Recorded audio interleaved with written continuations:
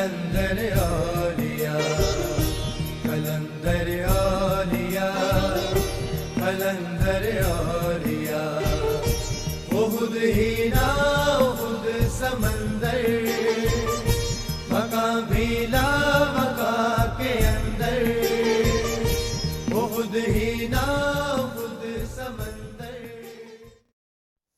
اعوذ باللہ من الشیطان الرجیم. بسم اللہ الرحمن الرحیم. کتاب لوح و قلم از قلندر بابا اولیاء. آج ہم اس کا صفحہ نمبر 120 مطالعہ کریں گے. صفحہ نمبر 120 پہ مطالعے کا آغاز کرنے سے پہلے جو پچھلی نشست میں گزشتہ نشست میں ہم نے دیکھا، اس میں towards the end of our reading session ہم نے پڑھا کہ روح کے 2 دائرے ہیں اور ان میں سے ایک کا یا 2 سطح ہیں. ایک کو شخص اصغر کہتے ہیں اور ایک کو شخص اکبر کہتے ہیں.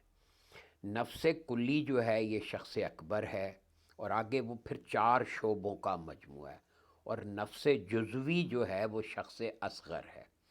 یعنی روح ایک ہی ہے، آگے اس کے 6 شعبے بن گئے. 4 شعبے جو ہیں جو شخص اکبر سے ریلیٹڈ ہیں، اور 2 شعبے جو ہیں وہ نفس جزوی کہلاتے ہیں اور شخص اصغر کہلاتے ہیں. نفس کلی جو ہے یہ سراسر غیب ہے، اور نفس جزوی جو ہے یہ حضور ہے، یعنی ہمارے سامنے چیزیں حاضر ہیں. نفس کلی یہ ہے صفات اور ماہیت کا نام ہے. دیکھ لیں، نوٹ کریں، یہ ایک ایک چیز حضور قلندر بابا اولیاء نے واشگاف کر دی ہے. اور نفس جزوی اصل میں کیفیت اور فعلیت کا نام ہے، اور نفس کلی یہ علم تخلیق ہے، اور نفس جزوی یہ تخلیق ہے. نفس کلی احاطہ کیے ہوئے ہے اور اللہ تعالیٰ کی صفت ربانیت کا شعبہ ہے. یعنی اگر ہم من عرف نفسہ کو جاننا چاہتے ہیں تو گویا ہمیں نفس کلی جو علم تخلیق ہے، جو صفات اور ماہیت کا علم ہے، جو غیب کا علم ہے، اس کو جاننا ہے. نفس جزوی جو ہے یہ تخلیق ہے، مخلوق ہے، اور کیفیت اور فعلیت کا نام ہے. ان چیزوں کو سمجھنا ضروری ہے. اب یہاں سے آگے ہم پڑھتے ہیں کہ تخلیق کی ساخت، یعنی یہ نفس جزوی جو ہے اس کی بات ہو رہی ہے. پھر آگے اس کی ساخت 2 قسموں اور 2 وضع پر ہے، 2 طریقوں سے ہے. اول نفس کلی یا علم شے، اور دوم نفس جزوی یا خود شے. گویا علم شے پھر شے اور شے کے بعد علم شے ہے. اس جملے کو ذرا رک کے سمجھ لیں. نفس کلی کو علم شے کہا، یہ اصطلاح ہے، اور ساتھ میں ایک بہت بڑے ذخیرہ علم کو کوزے میں ذخیرہ علم نہیں، پورا علم کا سمندر ایک چھوٹے سے کوزے میں بند کر دیا علم شے کہہ کے، اور ساتھ میں بتا دیا کہ یہ ہے نفس کلی. نفس جزوی خود شے ہے. اب علم شے گویا نفس شخص اکبر سے ریلیٹڈ ہے، اور شے جو ہے یہ شخص اصغر سے ریلیٹڈ ہے. علم شے جو ہے یہ سب غیب سے ریلیٹڈ ہے، اور شے جو ہے یہ حضور سے ریلیٹڈ ہے. اور پھر اس کی تقدیم یعنی کہ زمانی تقدیم دیکھیں کہ پہلے علم شے ہے، یا اس کی جو ٹائم کی جو اس کی ارینجمنٹ ہے ٹائم میں، وہ دیکھیں کہ پہلے علم شے ہے، پھر شے ہے، اور پھر شے کے بعد دوبارہ علم شے ہے. یہ 3 درجے بنے. پہلے علم ہے، پھر چیز وجود میں آئی، پھر چیز فنا ہو گئی تو علم باقی رہ گیا. اب مثال دیکھیں. جب ہم گلاب کو دیکھتے ہیں تو یقین کی حد تک یہ سمجھتے ہیں کہ گلاب کے اوپر کی نسلیں موجود تھیں. یہ نسلیں اصل میں علم شے ہیں. یہ نسلیں علم شے کی حیثیت رکھتی ہیں، اگرچہ وہ باغبان کے سامنے موجود نہیں ہیں اور باغبان ان کو دیکھ بھی نہیں سکتا، لیکن گلاب کا موجود ہونا اوپر کی نسلوں کے موجود ہونے کی شہادت کامل ہے۔ یعنی کہ کسی گلاب کو دیکھ کر تو آپ کو ذہن میں خود بخود آئے گا کہ اس سے پہلے اس کے آباء و اجداد تھے، یہ خود باوا آدم نہیں ہیں، اس سے اوپر اس کی نسلیں تھیں۔ شے کے بعد پھر علم شے آتا ہے، یعنی گلاب کے بعد گلاب کی آئندہ نسلوں کا ہونا یقینی ہے، حالانکہ گلاب کی آئندہ نسلیں بھی باغبان کے سامنے نہیں ہیں۔ یہ علم شے، شے اور علم شے، یہ اس کی تشریح آ گئی اس مثال سے۔ یاد رکھیں، علم شے کو بقائے دوام حاصل ہے، علم شے کو بقائے دوام، بقا باقی رہنا، دوام ہمیشگی، یعنی کہ وہ دائمی ہیں۔ علم شے ازل سے ہے ابد تک، علم شے کو بقائے دوام حاصل ہے، اور اسی کا دوسرا نام عدم ہے، حالانکہ عدم کا لفظی مطلب ہوتا ہے نہ ہونا۔ علم توحید کی ابتدا یہیں سے ہوتی ہے، یعنی علم شے سے علم توحید کی ابتدا ہوتی ہے۔ اگر آپ علم شے کو نہیں جان رہے، علم شے کو نہیں سمجھ رہے، ہمارا ذہن اگر علم شے سے واقف نہیں ہو رہا، تو ہم توحید کے راستے کے مسافر نہیں بنے۔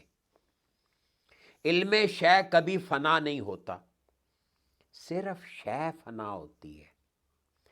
جیسے گلاب کے اجداد اور گلاب کی اولاد، گلاب شے ہے اور اجداد اور اولاد علم شے ہیں، یعنی گلاب خود شے ہے، وہ مر جائے گا، وہ فنا ہو جائے گا، لیکن اس سے اوپر کی نسلیں اور آگے اس کی اولادیں، ان کو بقا ہے، وہ باقی ہیں، وہ جہاں بھی باقی ہیں۔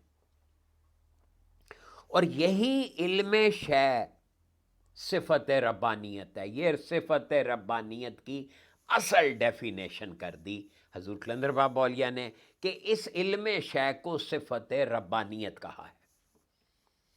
صرف شے یعنی گلاب فنا ہونے والی چیز ہے، لیکن علم شے یا صفت ربانیت کو ہمیشگی حاصل ہے۔ غور کریں، کتنے جامع الفاظ میں، کتنے مختصر الفاظ میں، کتنے بڑے حقائق کو حضور قلندر بابا اولیاء نے واشگاف کر دیا۔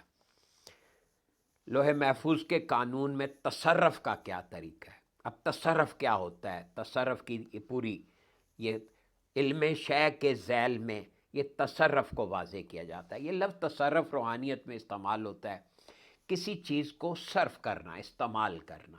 آپ نے صارف کا سنا ہوگا، بجلی کے صارفین یا معزز صارفین یا معزز صارف، آپ سے یہ آپ نے لکھا ہوا دیکھا ہوگا بلوں پہ، ٹیلی فون بلوں پہ یا بجلی کے بلوں پہ، وہاں صارف کا لفظ یعنی کنزیومر لکھا جاتا ہے۔ تو تصرف ہوتا ہے کسی چیز کو کنزیوم کرنا، استعمال میں لانا۔ اب یہ روحانیت میں تصرف کیسے کیا جاتا ہے، یہ ہوتا کیا ہے، اس کی وضاحت سے پہلے یعنی کہ علم شے اور شے کے بیان کے ذیل میں یہ تصرف کی بات آ گئی کہ تجلی، حضور قلندر بابا اولیاء فرماتے ہیں تجلی تنزل کر کے نور بنتی ہے، اور نور تنزل کر کے روشنی یا مظہر بن جاتا ہے۔ یہ ایک جملے میں چاروں سٹیجز آ گئیں کہ تجلی تنزل کر کے نور بنتی ہے اور نور تنزل کر کے روشنی یا مظہر بن جاتا ہے۔ یہی مظہر شے ہے جو تجلی اور نور کی مظاہراتی شکل ہے۔ اب دیکھیے، شے کو ایک اور اینگل سے دکھایا جا رہا ہے کہ یہ اصل میں شے کوئی بھی ہو، یہ تجلی اور نور اور روشنی کی مظاہراتی شکل ہے۔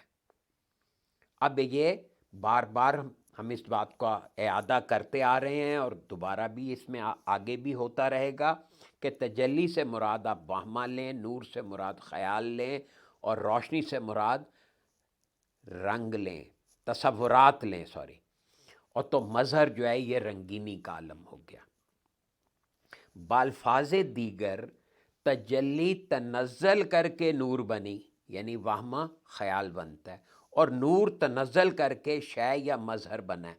اور نور یعنی خیال جو ہے یہ تنزل کر کے چیزیں بنتی ہیں، شے یا مظہر بنتا ہے. یہ مظہر تجلی اور نور سے تخلیق ہوا اور پھر نور اور تجلی ہی میں فنا ہو گیا. یہ کوئی بھی چیز آپ دیکھ لیں یہی ہو رہا ہے کہ وہ وہمہ سے خیال بنتی ہے، خیال سے تصور بنتی ہے، اور تصور سے مظہر بنتی ہے، اور اس کے بعد وہ واپس یہی راستہ لیتے ہوئے واپس تصور بنتی ہے اور خیال رہ جاتا ہے، اور پھر وہ ایک وہمے کی صورت اختیار کر لیتی ہے. اور اگر اللہ چاہے گا تو اس ناموجود کو پھر موجود کر دے گا. عارف علم شے میں تصرف کرتا ہے. عارف کا مطلب ہے جاننے والا، ان باتوں کو جاننے والا. اور صرف جاننا یہ نہیں ہے کہ مجھے پتہ ہے. عارف کا مطلب ایسا عرفان کا مطلب ایسا جاننا کہ گویا آپ نے کسی چیز کو خود پریکٹیکلی کیا ہو، خود بات آپ کے مشاہدے میں ہو، آپ کے تجربے میں آ چکی ہو، اس کو عارف کہتے ہیں. اب دیکھیں نا، ایک آپ مثال میں دینے لگا ہوں کہ آپ کسی سے سنتے ہیں کہ روٹی ایسے پکتی ہے، تو اس کا یہ مطلب نہیں کہ آپ کو روٹی پکانے کا علم حاصل ہو گیا. آپ نے سنا کہ آٹا ایسے گندتا ہے، پیڑا ایسے بنتا ہے، اور پھر چپاتی ایسے بنتی ہے، بیلا ایسے جاتا ہے، پھر اسے توے پہ سینکا جاتا ہے اور روٹی بن جاتی ہے. اب آپ اس کو حفظ کر لیں، رٹ لیں، لیکن جب تک آپ روٹی کو پکانا نہیں سیکھیں گے آپ کا علم عرفان کے درجے پہ نہیں پہنچے گا. یہ سامنے کی عام روٹین کی مثال. تو عارف جو ہوتا ہے اس کو کہتے ہیں جو علم کو پریکٹیکلی یوز کر کے اس کا مشاہدہ حاصل کر چکا ہو. تو عارف علم شے میں ہی تصرف کرتا ہے. وہ شے میں جس کا اثر شے پر براہ راست پڑتا ہے. عارف جو ہوتا ہے وہ شے کو نہیں بدلتا، وہ علم شے میں تبدیلی کر دیتا ہے، جس کی وجہ سے شے تبدیل ہو جاتی ہے. اب دیکھیے ذرا، تصرف کی 3 قسمیں. تصرف کی 3 قسمیں معجزہ، کرامت اور استدراج ہیں. اب یہ یعنی جو کسی علم شے میں تصرف کرنے کا جو نظام ہے اس میں تصرف کی 3 قسمیں ہیں.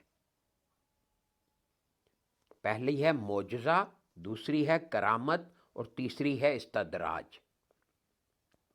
اب یہاں حضور کلندر بابا اولیاء فرماتے ہیں کہ ان تینوں کا فرق سمجھنا ضروری ہے. استدراج وہ علم ہے جو اعراف کی بری روحوں یا شیطان پرست جنات کے زیر سایہ کسی آدمی میں خاص وجوہ کی بنا پر پرورش پا جاتا ہے.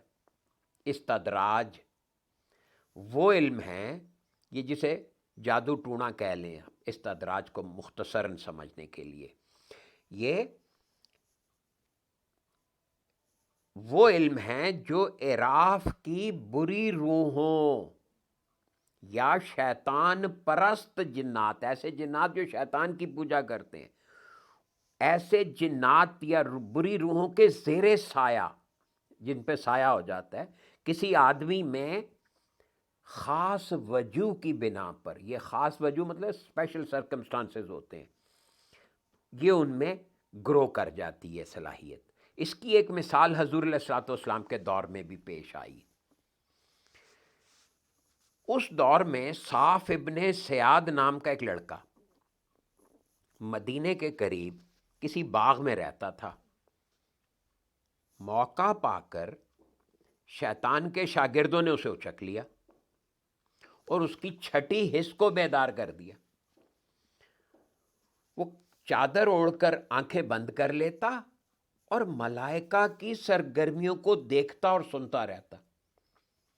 चादर ओढ़कर आंखें बंद कर लेता और मलाइका की सरगर्मियों को देखता और सुनता रहता, फिर वो सरगर्मियां अवाम में बयान कर देता, यानी जासूसी कर रहा होता था फरिश्तों की। जब हजूर अलैहिस्सलाम ने उसकी शोहरत सुनी तो एक रोज़ हज़रत उमर फारूक रज़ी अल्लाह ताला अन्हु से फरमाया, आओ ज़रा इब्ने सयाद को देखें। उस वक़्त वो मदीने के करीब एक सुर्ख टीले पर खेल रहा था। हजूर अलैहिस्सलाम ने उससे सवाल किया, बता मैं कौन हूँ? वो रुका और सोचने लगा, फिर बोला, आप उम्मियों के रसूल हैं, लेकिन आप कहते हैं कि मैं खुदा का रसूल हूँ। हजूर अलैहिस्सलाम ने फरमाया, तेरा इल्म नाकिस है, तू शक में पड़ गया है। अच्छा बता मेरे दिल में क्या है? उसने कहा, दख है, यानी ईमान ना लाने वाला, यानी आप सल्लम मेरे मुतल्लक ये समझते हैं कि मैं ईमान ना लाऊंगा। हजूर अलैहिस्सलाम ने फरमाया, फिर तेरा इल्म महदूद है, तू तरक्की नहीं कर सकता और तू इस बात को भी नहीं जानता कि ऐसा क्यों है।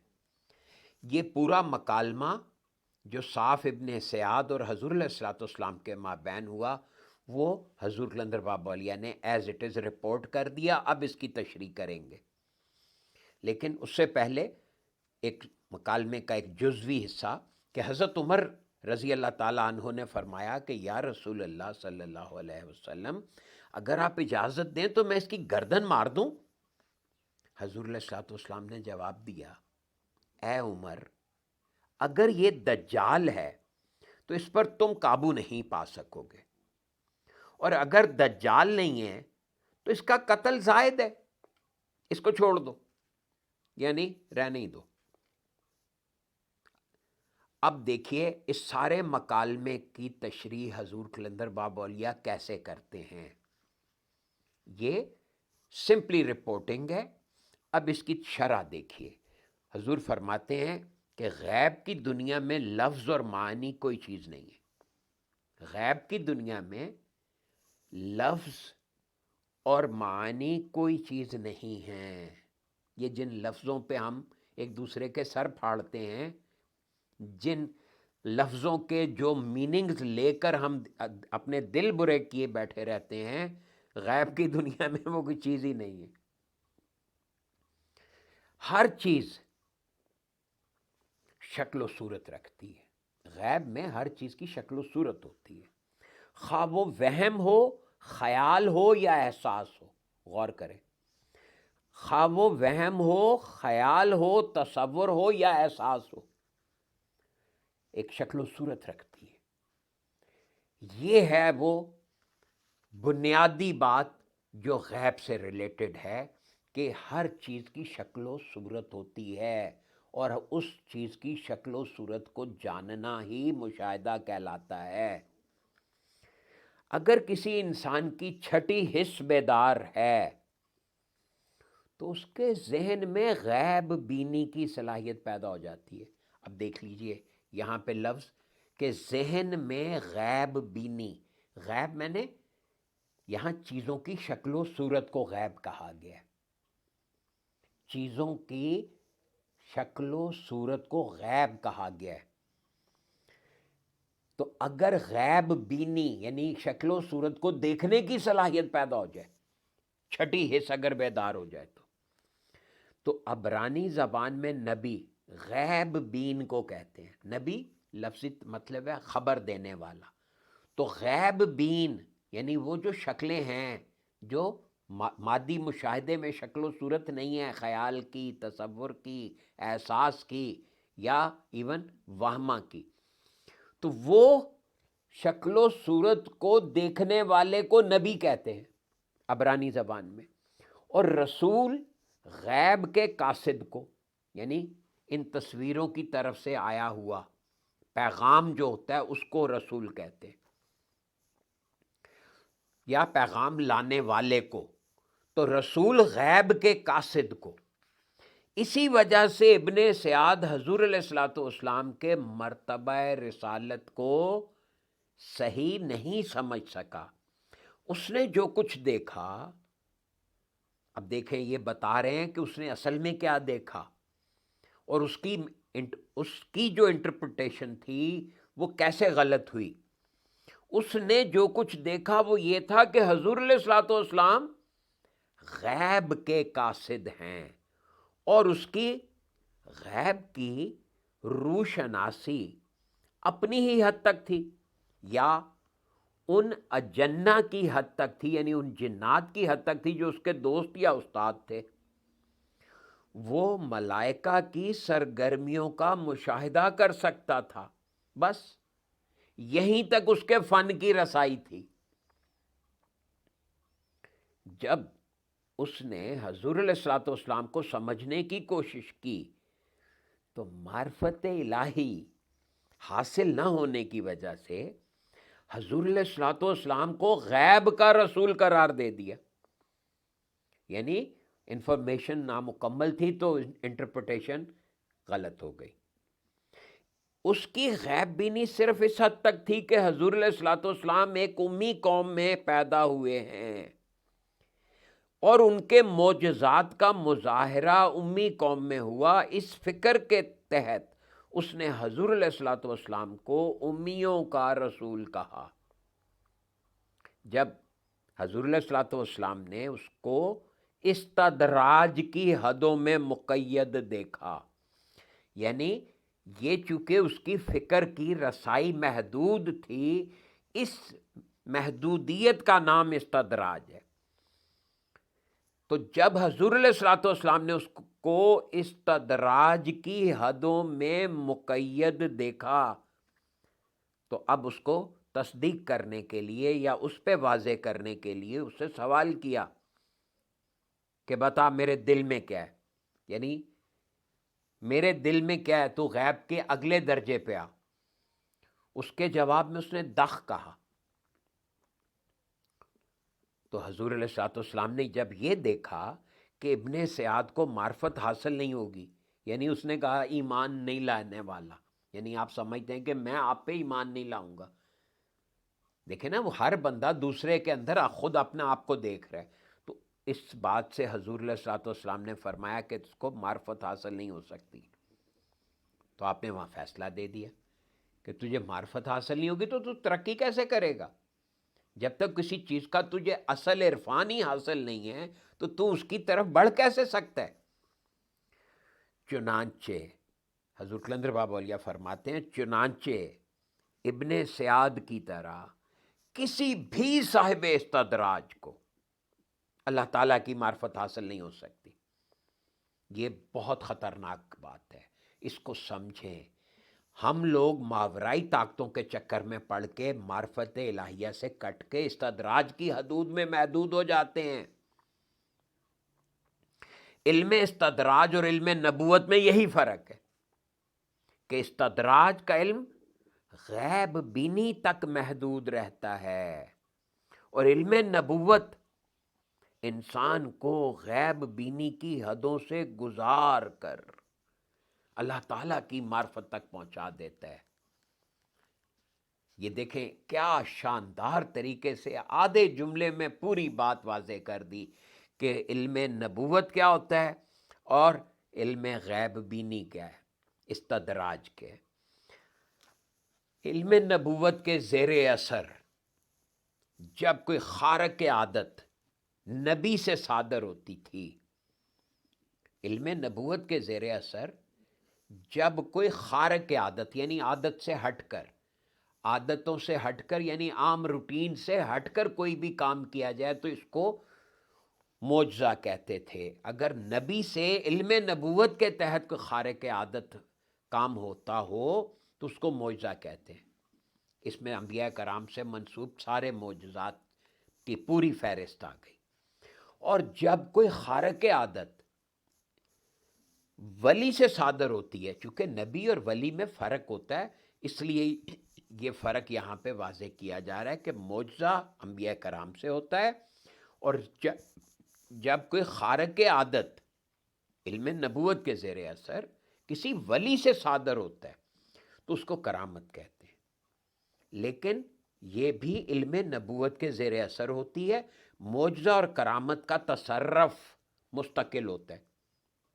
اب یہ ایک دوسرا فرق آ رہا ہے کہ استدراج کے تحت جو بھی تبدیلی کی جاتی ہے وہ وقتی ہوتی ہے، عارضی ہوتی ہے، معجزہ اور کرامت کا تصرف مستقل ہوتا ہے، جیسے بی بی ہاجرہ کا آب زمزم کا معجزہ، اس کا تصرف آج تک چل رہا ہے۔ جب تک صاحب مستقل سے مراد یہ ہے کہ جب تک صاحب تصرف اس چیز کو خود نہ ہٹائے وہ نہیں ہٹے گی، لیکن استدراج کے زیر اثر جو کچھ ہوتا ہے وہ مستقل نہیں ہوتا، اس کا اثر فضا کے تاثرات بدلنے سے خود بخود ضائع ہو جاتا ہے۔ استدراج کے زیر اثر جو کچھ ہوتا ہے اس کو جادو کہتے ہیں۔ یہاں سے سمجھ لیجئے کہ روحانیت کا طالب علم کسی بھی جادوگر یا کسی بھی طلسم کو جاننے والے سے کتنا آگے کا علم رکھتا ہے، کیونکہ وہ محدود نہیں ہوتا، وہ معرفت الہی سے آشنا ہو رہا ہوتا ہے یا اس راہ پہ ہوتا ہے۔ اب اس کے یہ استدراج کی مزید تشریح کر رہے ہیں کہ یہ کیسے ہوتا، کیسے اس کا میکانزم کیا ہے، یہ جادوگر لوگ کیسے کام کرتے ہیں۔ تو حضور قلندر بابا اولیاء فرماتے ہیں کہ تجلی کی جو را، یعنی جو اس کے کرنٹ کا فلو ہے، تجلی کی جو را برتر از ورائے شعور ہے، یعنی شعور سے اوپر ورائے شعور، پھر برتر از یعنی یہ تحت لاشعور سے اوپر یا روح اعظم کے درجے کی، تجلی کی جو را برتر از ورائے شعور ہے، اس ہی سے تخلیق کی تمام اصلیں متصل ہیں۔ تخلیق کی تمام اصلیں، all origins of creation